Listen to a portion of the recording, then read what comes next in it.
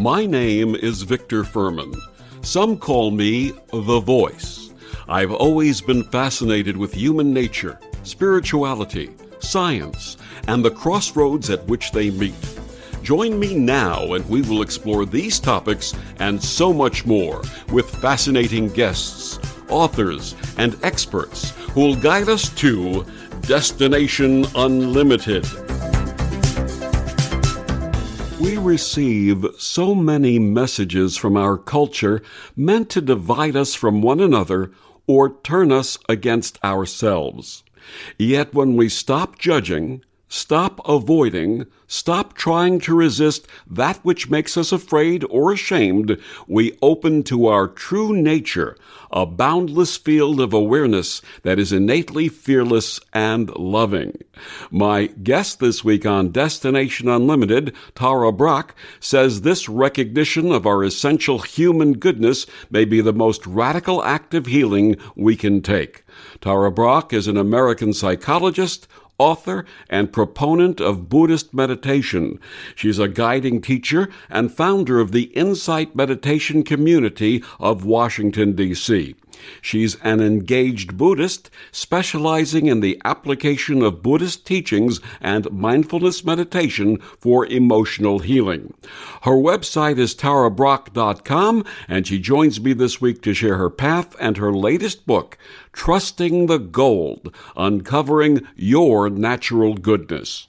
Please join me in welcoming to Destination Unlimited, Tara Brach. Welcome, Tara. A pleasure to be with you, Victor. Thank you. And for our listeners and readers meeting you for the first time, please share your path and how it led to your calling and practice.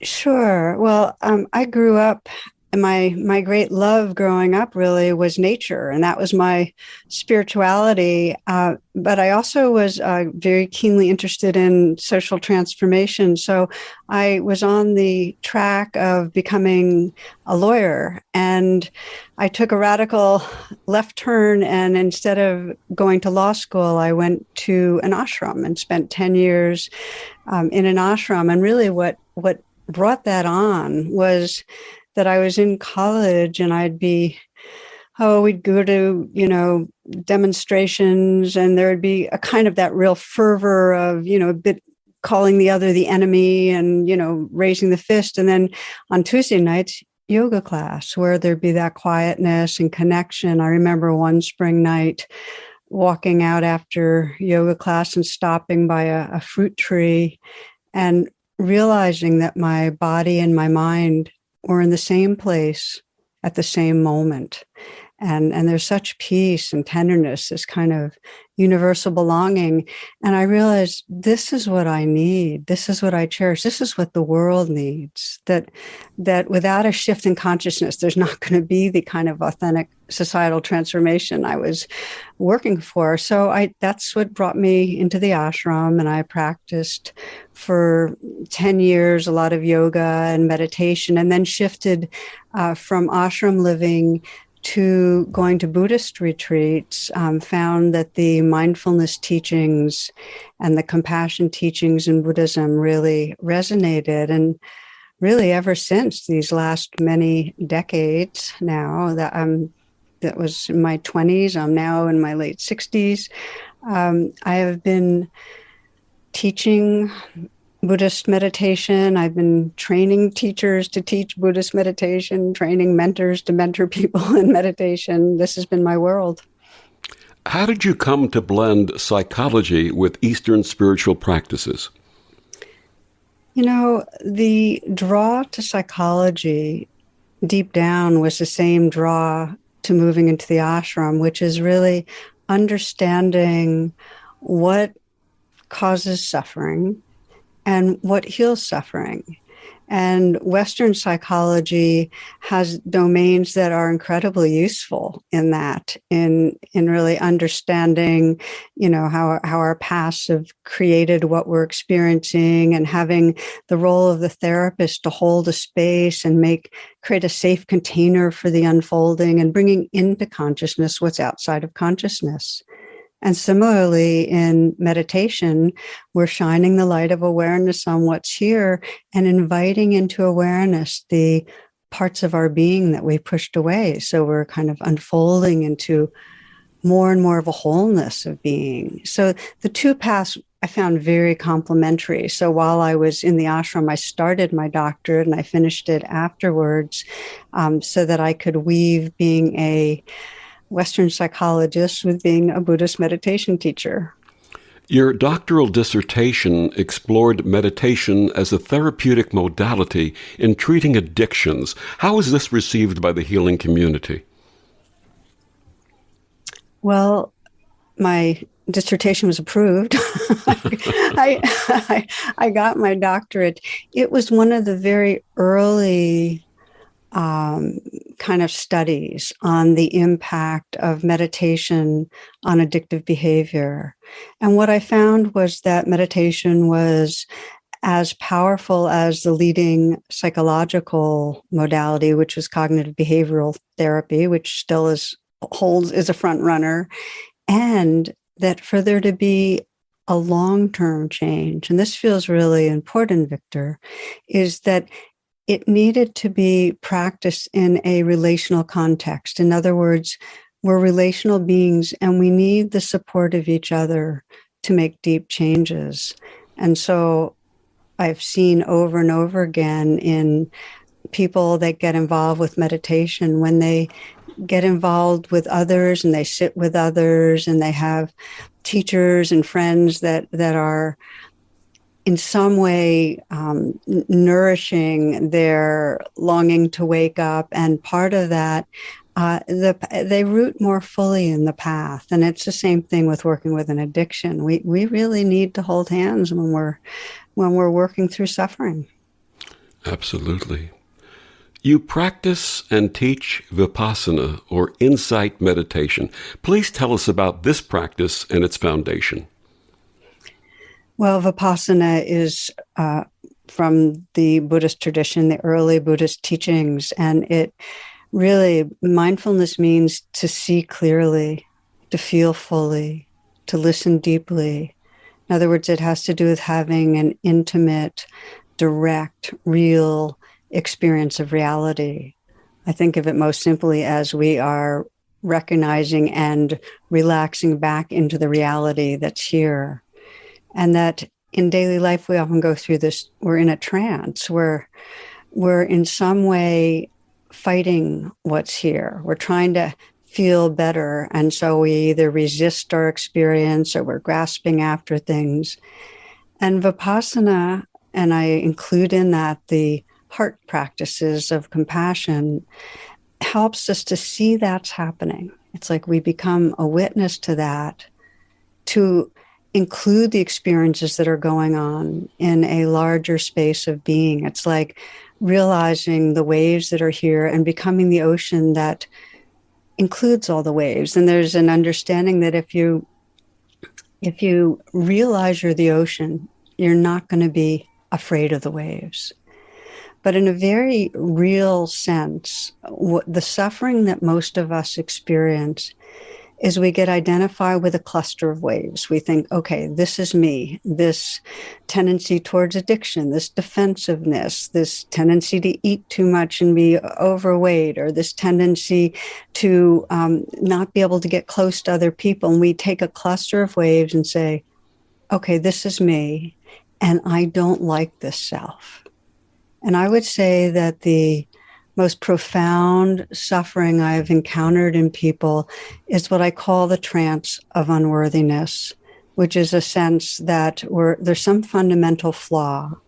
And I remember with one woman, she had accompanied her mother who was dying, and her mother was in a coma, and she opened her eyes at one point and looked at her daughter with that kind of lucidity that can happen and said, you know, all my life, I thought something was wrong with me. And those were her last words. She died after that. But in a way, for my friend, it was a gift, because she could see so clearly how her mother had gone through the decades at war with herself and really unable to live her moments. And that's the suffering of the trance of unworthiness, that if we're turned against ourselves, whether it's because we think we're a bad parent, or we think we're a bad partner or bad friend, or we think that we're not contributing, or whatever it is, in those moments of judgment, of self-judgment, we're not open to our world. We can't really see the beauty of the sunset, or the gleam in a child's eyes, or just the magic of the moment. And many people, when they start realizing, wow, I'm spending a lot of my moments at war with myself, just even recognizing that we're in the trance of unworthiness, can energize us to say, wait a minute, I want to embrace myself. I don't want to be at war. And that's what happened to me very early on. When I was in college, I was hiking with a friend, and she mentioned how she was learning to be her own best friend, and I realized, wow, I'm the furthest thing from my own best friend. I realized how down on myself I was for so much. And that was part of what brought me into spiritual practice, this sense of, I really want to learn to love myself as I am. And I would say, honestly, it took probably a decade to really discover the kind of practices, what I now call radical acceptance and radical compassion, where we really embrace ourselves fully with kindness, and in that way are able to open our hearts to others in a much deeper way. It's interesting that you shared that. As a child, growing up in my early teens, I also had this wiring that my worth was measured in what I could do for others. And then when I was 17, we're contemporaries, so you'll probably resonate with this. The Moody Blues came out with an album called Question of Balance, and there was a line in the song Question by Justin Hayward where he says, when you stop and think about it, you won't believe it's true that all the love you've been giving has all been meant for you. And when I heard that, I played that back to back continuously, and it released me. Wow, that's a beautiful story, Victor, because if you can really take in the truth of our intrinsic worth, I call it Trusting the Gold. That's the name of my most recent book. If we can really trust the gold in ourselves, that our basic essence nature is an awareness and a love and a creativity that is beautiful. Then we see the gold in each other. And I'll share with you a story that really touched me. I heard years ago, which is a true story about this huge statue in Southeast Asia that wasn't very attractive. It was just massive plaster gold, and plaster clay kind of statue. And but people, had it's very popular over the centuries, and it survived different governments and so on, wars. But in the 50s, really, when we were 3-4 years old, this there was a drought, and it cracked open some. And when monks looked in to see what its infrastructure looked like, what gleamed back was the shine of gold. And they started taking apart what turned out just to be the plaster clay coverings, and found it was the largest solid gold statue of the Buddha in all of Southeast Asia. And what they discovered, and historians have confirmed this, is that during time of a lot of war and conflict, monks in that particular monastery had covered over the statue to protect it from being destroyed or stolen. And so nobody knew it was solid gold. But what's profound about this to me is that we cover over our essential nature, our gold, to get through difficult times, to get through a challenging society, and it's often difficulty in our families. We cover over our innocence and our purity, and there's defenses, and there's aggression, and there's the things that we don't like ourselves for, but we're really trying to protect ourselves. And that the spiritual path is one of rediscovering our essential nature, that basic goodness, that gold, and knowing that the coverings are there. They're natural. They're part of what happens developmentally, but they don't have to define us. Absolutely. And we're going to be talking about your book, Trusting the Gold, a little later in the interview. But what a wonderful gift it was for those monks to find that, wasn't it? Exactly. It gave people a kind of something that they'd already loved. They could love in a deeper way because they could see how it had been covered over, and it was just protecting. It was just protecting goodness. That's just a beautiful story. Thank you for sharing that. So how may one begin the practice of insight meditation or vipassana? I always encourage people to start in a simple way. It really makes a difference to put aside some time every day, because nature loves rhythms. If we have a kind of a habit of practicing coming into stillness and deepening our attention on purpose, once a day, let's say, it becomes kind of a gravitational field, and it draws us more and more into presence through the day. It kind of bleeds into the day. So to find a time that's a protected time where you're not going to have children barge in, or, where there's just a space that is somewhat protected, even if this is for 10 minutes, it's fine, 10, 15 minutes, even if it's 5 minutes, whatever you can take, and come into the stillness. And generally people sit still, but you can lie still or stand still. The posture isn't as important as that you're on purpose going to be paying attention to what's going on inside you. And there are two questions that are really helpful just to get yourself there. And one is, what is happening inside me right now? And can I be with this? Or can I let this be? And as a way to kind of bring yourself and arrive in that stillness, you can often begin with the breath and let the primary focus be on the breath, and just ask, well, what's the breath feel like right now? And can I just be with the breath? So you start with the breath often as a way to kind of have a home base. So you can be with that breath and just allow the inflow and the outflow to help relax you and gather your attention. And then gradually, as you learn Vipassana or insight meditation more and more, you become familiar with allowing all the different experiences to arise, whether it's feelings of sorrow or feelings of fear, or whether it's sensations of heat or coolness or squeezing. And you, like a passing river, you just notice what's passing through. And of course, part of what's passing through are thoughts. And so you let the thoughts be like clouds that pass through. You notice them when you become aware of them, because we all will get lost in them at some point.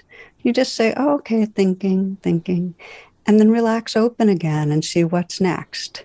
So in that way, the practice is gathering your attention with the breath and then opening to whatever moves through you, moment by moment by moment.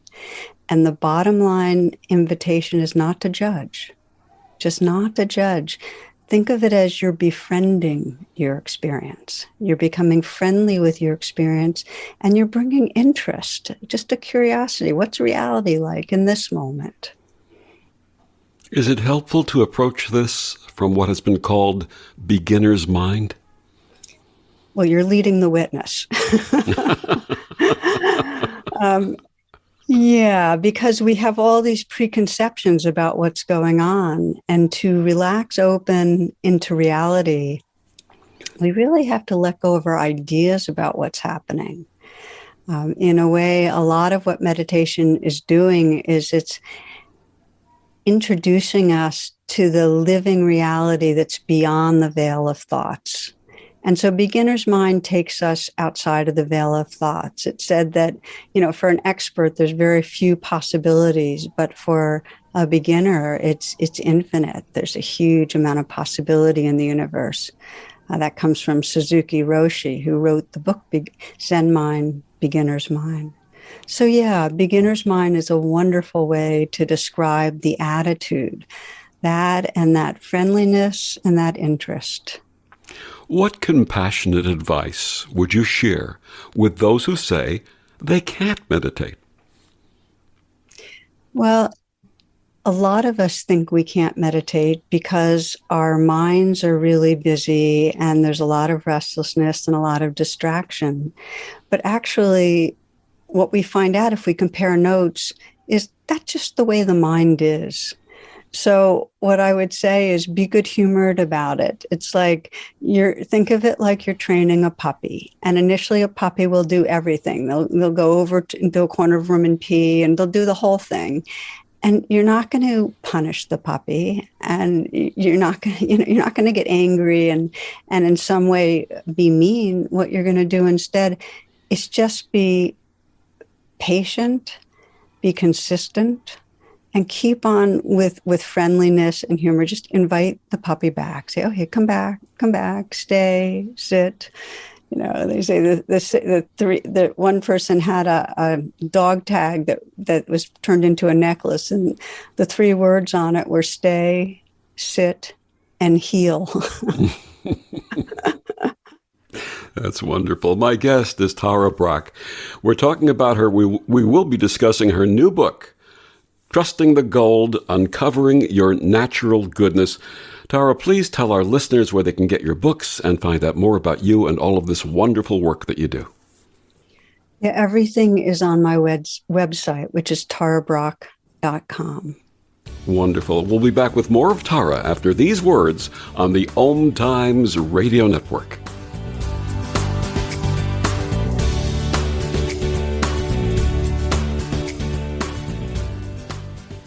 The best of the holistic, spiritual, and conscious world. OMTimes Radio. IOM FM. OMTimes Magazine is one of the leading online content providers of positivity, wellness, and personal empowerment. A philanthropic organization, their net proceeds are funneled to support worldwide charity initiatives via Humanity Healing International. Through their commitment to creating community and providing conscious content, they aspire to uplift humanity on a global scale. OMTimes. Co-creating a more conscious lifestyle. Hello, I'm Sandy Sedgbeer, host of OMTimes Magazine's flagship radio show, What is Going On? My passion is sifting through information, research, and innovations from new thought teachers, speakers, and researchers pushing back the boundaries of what we know about life, energy, metaphysics, and the universe. I love shifting perceptions about who we are, why we're here, and how quickly impossible becomes normal when we open our minds, expand our awareness, and accept that the only limits that exist are those we place upon ourselves. So if you're the kind of forward-thinking, eager investigator of what lies beyond the current reality that most perceive, why not make a date to come play with me in the field of possibilities at 4 p.m. Pacific Time, 7 p.m. Eastern Time every Thursday, and together we can discover what's really going on. Hi, we're the Goo Goo Dolls. We're fortunate that our daughters have what they need to grow and learn. But that isn't the case for nearly 13 million kids in the U.S. that struggle with hunger. Childhood hunger is a heartbreaking reality that Feeding America is working to change. Each year, the Feeding America network of food banks rescues billions of pounds of good food that would have gone to waste and provides it to families and children in need. You can help kids in need in your community by visiting feedingamerica.org. Brought to you by Feeding America and the Ad Council.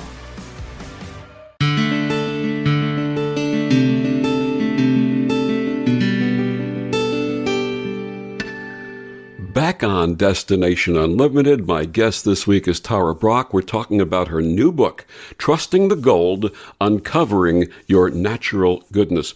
Tara, you have a wonderful series of podcasts on your website, and there was one in particular I thought you might share with our listeners from January that takes only 15 seconds. Would you share that with us, please?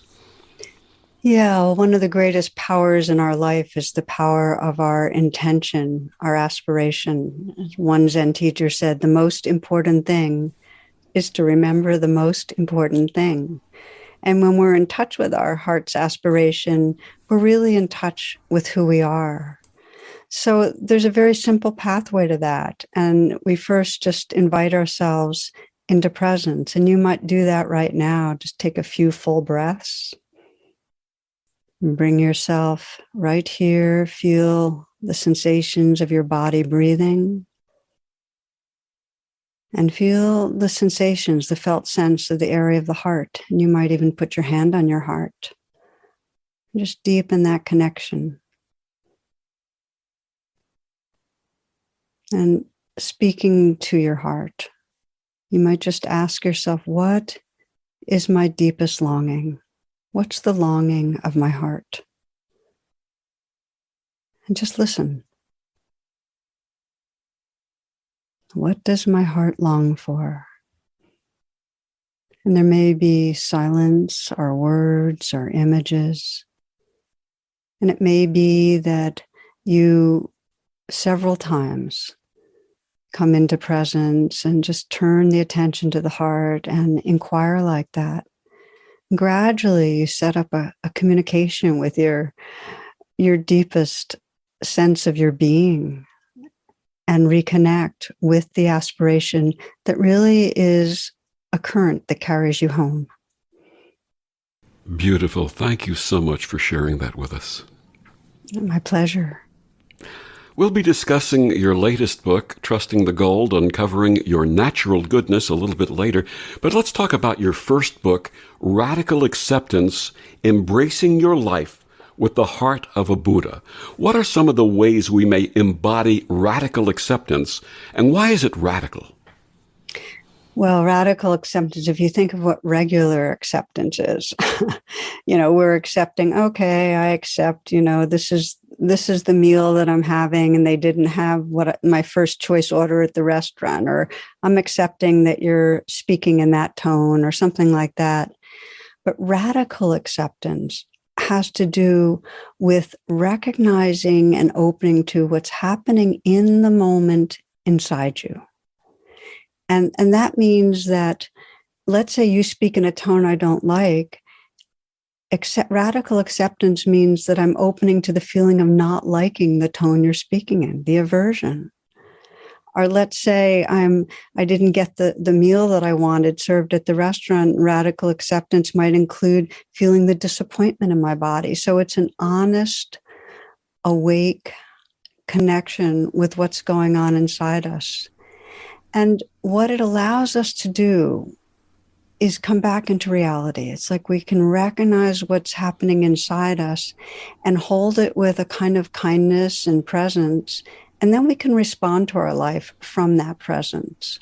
And what I found is when we don't have that kind of radical acceptance, we're reacting to our life, not responding. And I'll give you an example. I spent a stage of my life where I was pretty sick, and I ended up in a cardiac unit because they weren't sure what was wrong with me. I'm much better now, and they never actually found out what was going on. But at one point, I landed up there because I was so weak, and my blood pressure and pulses were so low. I just couldn't work. I couldn't do anything, and it was scary because I had no idea whether I'd be able to go back to teaching. I didn't know, if I'd ever get better. And because I'd been kind of spiraling down for quite a while.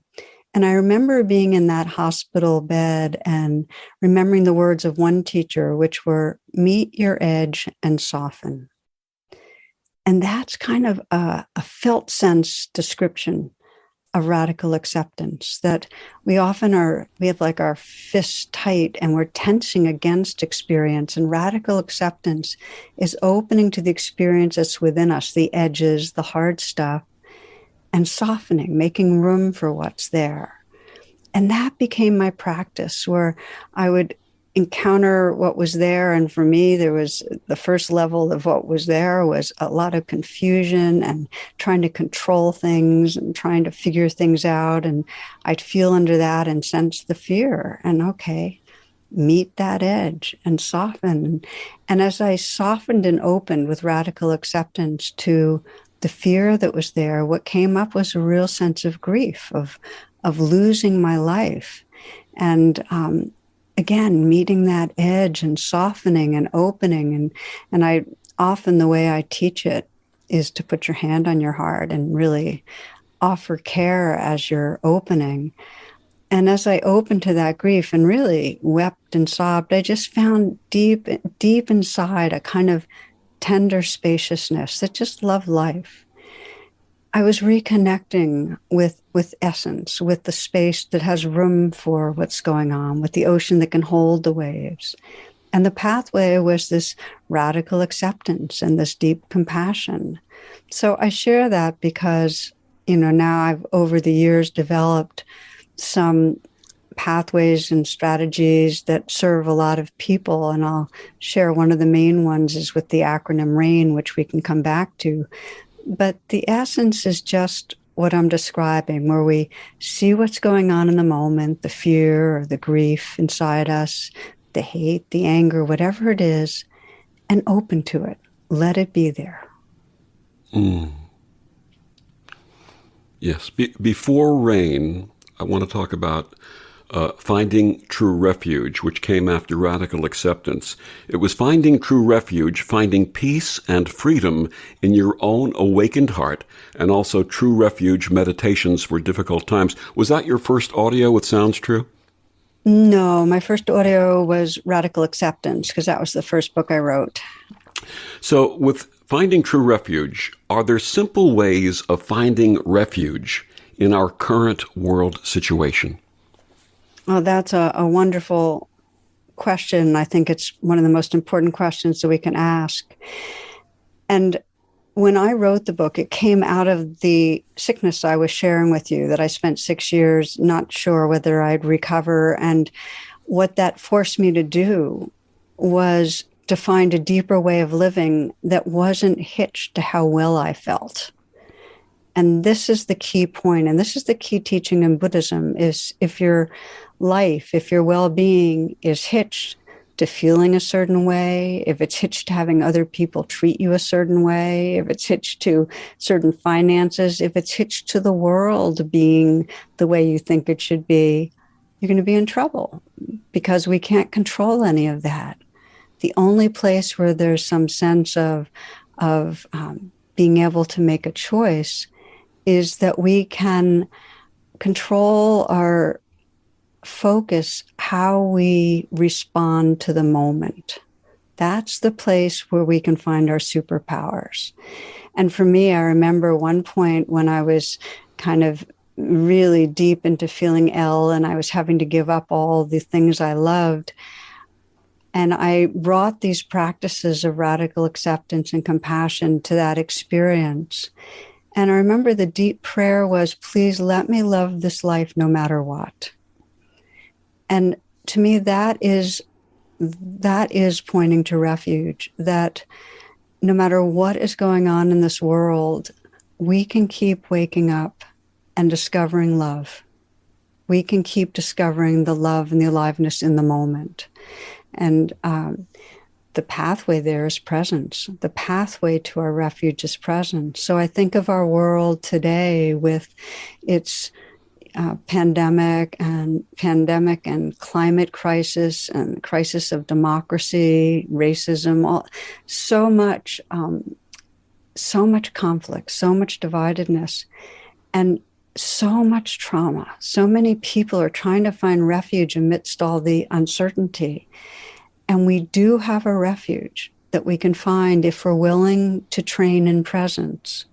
And that refuge brings us to a place of collective loving, a sense of a field of loving and awareness that is timeless and that is bigger than and big enough for what our world is going through.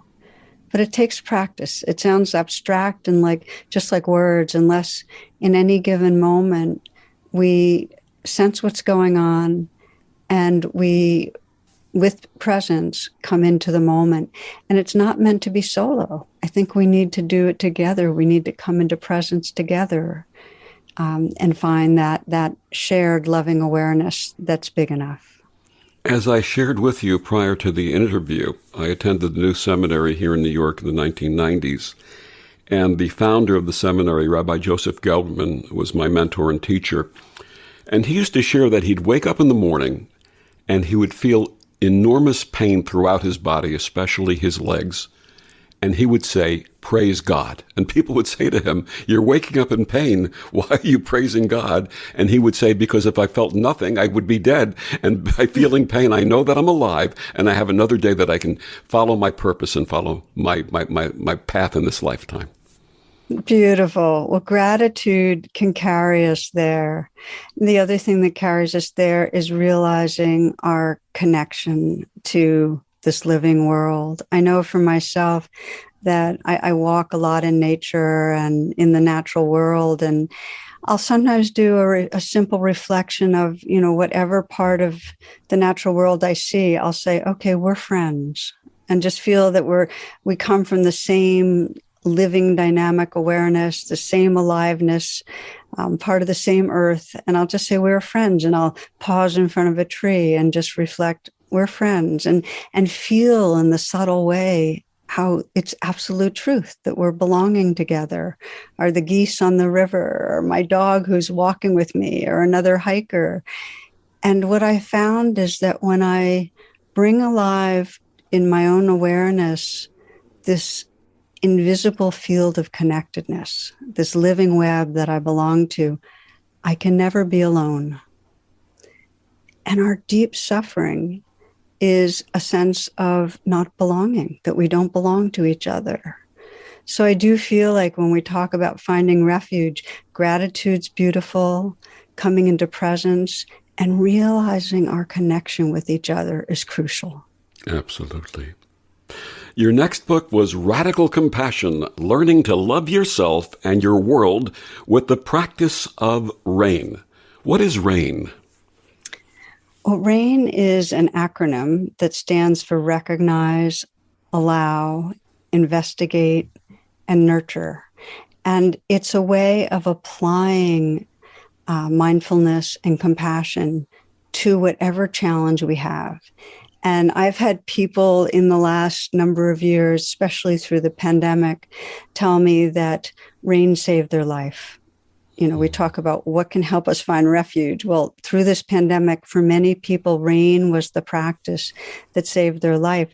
And one of the experiences I had that motivated me to write a book on RAIN, and Radical Compassion is a guidebook to using RAIN, was when my mother, who when she was in her early 80s, decided to move down here to Virginia and live with my husband, Jonathan, and myself.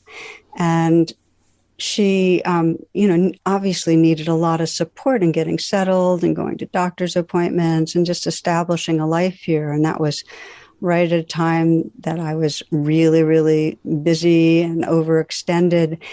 And I was just flip-flopping between feeling guilty about not giving her enough energy and feeling anxious about not having time for other commitments.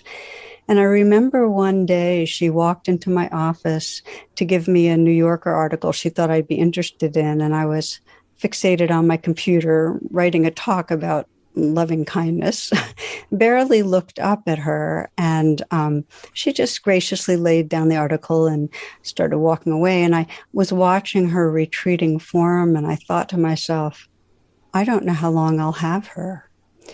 And so she left, and I decided, okay, I'm going to do the RAIN practice, bring RAIN to these feelings of guilt and of anxiety.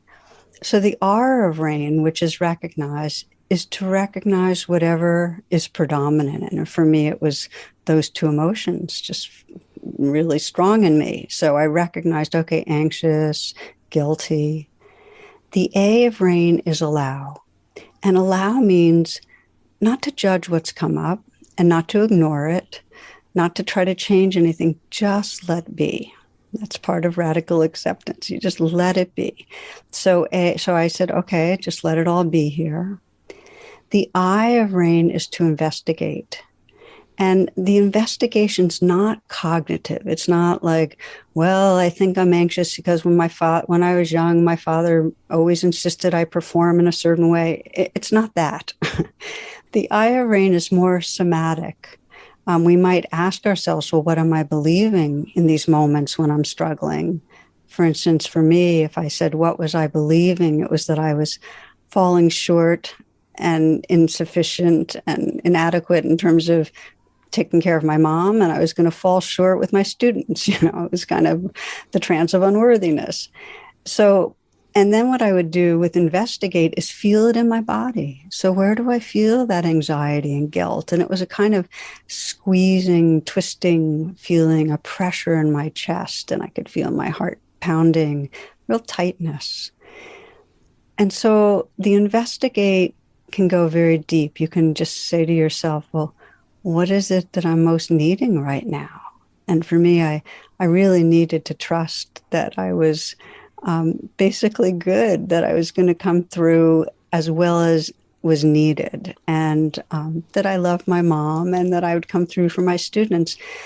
So I put my hand on my heart, and I often teach this because it's a very powerful way of deepening our sense of intimacy and kindness and friendliness with our own being. And so I gently put my hand on my heart, and I began the N of rain, which is nurture, where I just reminded myself, you're okay. It's okay. You're enough. Trust yourself, trust your goodness. And I could feel a kind of opening, a relaxing open into what I call after the rain. After the rain is a clause that means just coming home to who we really are. During after the rain, there's kind of a resting in that more spacious, compassionate presence where we're no longer identified. For me, I was no longer caught in that small self story, those constricting beliefs and feelings of being a anxious, deficient self. And rather, I was just resting in a more timeless, open-hearted space. That's after the rain. That's the gift of rain. That's the fruit of rain. And so it wasn't a one-shot. If we have patterns that are deep, we have to do this practice of mindfulness and compassion, this rain practice, a number of times. It doesn't have to be long. We can do short light rains, or we can do longer rains. Many people now have a rain partner where they'll find someone, and it can be online, where they practice rain with a partner and take turns and support each other in doing rain. It's becoming more and more known around the globe, actually. I do a teacher training, and we teach a meditation teacher training, and we teach our meditation teachers how to teach rain all the time. But for my mother and I, it changed how my relationship with her was. When we would have our big salads at dinner time, I wasn't trying to get back upstairs to work more. I was just with her. And when we go for our long walks on the river, we really were savoring the moment. And I remember she died a few years later. And I remember, and I still feel, enormous sorrow and grief because I adored my mom. But I don't feel regret because I realized that rain saved my life moments with my mom. So that's the gift of it. Rain helps us come home to the most awake and open-hearted expression of who we are. And to quote Pete Townsend of The Who, love, rain, or me. We'll be back with more after these words on the OMTimes Radio Network. Humanity Healing International is a small nonprofit with a big dream. Since 2007, HHI has been working tirelessly to bring help to communities with little or no hope. Our projects are not broad mandates, nor are they overnight solutions, but they bring the reassurance that no one is alone and that someone cares. To learn more, please visit humanityhealing.org. Humanity Healing is where your heart is. So I'm a cat, and I just moved in with this new human. And she's got this little toy she's always playing with, all day long. Tap, tap, tap, tap, bloop, bloop. She can't put it down. There it is. Oh, and get this. She even talks to it. Last week, she asked it for Chinese, and guess what? Egg rolls showed up. Like magic. Humans have cool toys. A person is the best thing to happen to a shelter pet. Be that person. Adopt. Brought to you by the Ad Council and the ShelterPetProject.org.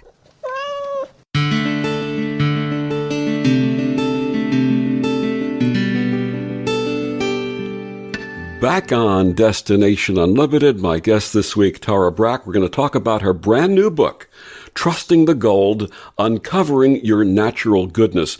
Earlier in the interview, you shared about the wonderful statue that was uncovered and covered with clay and dirt, and it was opened up, and all this beautiful gold started shining through the cracks, and it was removed, and the gold was revealed and released. You offer in your book 3 pathways to acknowledge and embrace our full aliveness. The first is opening to the truth of the present moment. How may we do this and distinguish between the subjective mind and the truth? Well, be open to the truth of the present moment. It's a training, because I sometimes think of it like we're on bicycles and we spend most of our time, especially when we're stressed, pedaling away from the present moment. So the way back is to stop pedaling, to stop doing things, and instead deepen our attention. And we first begin to pay attention to our senses. And you might ask yourself right now, what are you seeing? What are the colors, forms, and shapes? And then you sense, well, what am I hearing? And you hear the sounds, and let the sounds wash through you. What am I feeling? And just to feel the sensations of the breath and feel the sensations in the body. So we start sensing a kind of embodied presence through the senses. And it can go deeper than that. You can start feeling this breathing body and have some stillness, and then really inquire, well, what's aware? What is aware of all of this? And you might sense a kind of a witness. Perhaps the witness is behind you and above you, that's kind of watching and observing everything that's going on right now. And if you deepen attention even more, you can begin to sense the light behind the witness. Beautiful. You call the second pathway turning toward love in any situation. How may we embrace the power of love both internally and externally, even when some situations might seem less, often much less, than lovable? Well, each of the pathways is woven with others. We can't turn towards love unless we're here, a sense of here-ness, a sense of being in the present moment. But once we feel ourselves here, we can offer intentionally kindness to our own being. I've shared how we can put our hand on our heart. It's sometimes called the loving kindness practice, where we send messages of care to our own being, or visualize light, warmth, tenderness kind of washing through us. So that's one way of turning towards love, is actively sensing love bathing us and drawing on it, and you can draw on love from a sense of something larger. You can bring to mind someone who cares about you. And it could be your dog, or it could be a grandmother, or it could be a friend, or it could be someone you don't know who's a spiritual figure or a healer. And imagine the love coming through that being into you and through you. You can call on formless love. But the idea is that love is always loving you.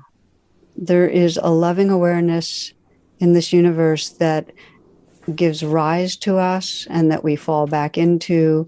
And if we're intentional at turning towards that love or calling on that love, it actually brings it alive.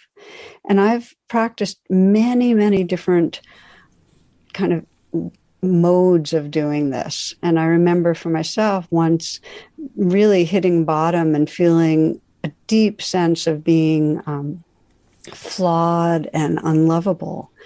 And at that point, turning towards love with some very core, primal calling out, saying, please love me, and just repeating it over and over again, please love me, please love me. And it was from the tenderness and the longing. There was a kind of porousness in me that allowed the love that's always here to then wash through me. In fact, I imagine the beloved kissing me on the brow. And even now, as I say that, I can kind of imagine a larger presence blessing or kissing my brow, and it actually wakes up the loving that's already here. And some people say, well, isn't that really dualistic? You're calling on some outside being to bless you with love. And my understanding is that when we're feeling separate and when we're feeling caught inside an unworthy self, the pathway back to feeling connected is to call on wherever we sense love is, even if it seems like it's an outside other. And that prayer, it says, John O'Donohue, the poet, said, prayer is the bridge between longing and belonging. That prayerfulness reconnects us. So just by calling out with prayer for love, or imagine the beloved kissing your brow, that can help to dissolve the armoring around the heart so that we realize that that love is who we have always been. We were just forgetting. Absolutely. The third pathway is resting in the freedom of our natural, radiant awareness. How does this awareness free us? And how may we remain free even when circumstances might be vexing? Yeah, so I have pointed to that freedom of natural awareness. I pointed to it when I described after the rain, after we've taken the steps of recognizing and allowing what's going on and investigating and nurturing. There's a freeing up, and we start discovering, oh, I'm not that small self who's deficient. This openness and tenderness, this awareness is really the truth of who I am. That's freedom. And the more moments that we get a taste of that formless presence as what we are, the more we come to trust it. And what happens is it becomes more the truth than any of the stories that we've been living in about ourselves. So that's the practice. And again, I mentioned that all of these three pathways, opening into the present moment, turning towards love, and resting in the freedom of natural awareness, they're interwoven. And I explore through stories in Trusting the Goal the different ways that you can cultivate each. Does an attitude of gratitude apply to all of these? Always. Gratitude is an atmosphere that makes us available to presence, to love, and to freedom. Beautiful. When the Buddha lived, there was no social media, no 24/7 news and commentary, and no digital distraction, at least that I can find reference to. Do we need a break from this? Absolutely. There's a poet I love who writes, create a clearing in the deep forest of your life. Create a clearing in the deep forest of your life. And what we realize is that we are very caught in a virtual world that keeps us one step removed from our heart, from presence, and from the freedom of awareness. And so we need more pauses from the virtual world. And I think it's something that it crept up on us, and then we got addicted before we knew it to being in front of a screen, over 7 hours a day. Children are in front of a screen for 7 hours some a day, and outside for 3 to 4 minutes on an average. We need to shift it around and keep taking refuge in the natural world and become more embodied so we can feel what's going on in our senses. And that's going to take some discipline for each of us to wean ourselves. In 1998, you founded the Insight Meditation Community of Washington, D.C. Please tell us about this organization. Yeah, so this is called IMCW. It's grown over the years to now, hundreds and hundreds and hundreds of classes available all the time online, and I guess beginning to be live again. And also special groups for whether people are single, people of color, LGBTQIA. There's all different affinity groups and special theme groups. And really the mission of IMCW is to make available the Buddhist teachings to all who seek them. Beautiful. Thank you for sharing that. My guest is Tara Brach. Her latest book, Trusting the Gold, Uncovering Your Natural Goodness. Tara, please tell us one more time where listeners can find your books, your podcasts, and everything about your work. The website, tarabrach.com, has it all, and you'll find on the website, I give a talk most weeks. So the podcast is a good way to, everything's by donation and free, and it's a good way to keep up with us. Thank you so much for joining us and sharing your path, your wisdom, and your peace. Thank you, Victor. Your questions were wonderful. It's a pleasure to be with all of you. And thank you for joining us on Destination Unlimited. I'm Victor, the Voice Fuhrman. Have a wonderful week.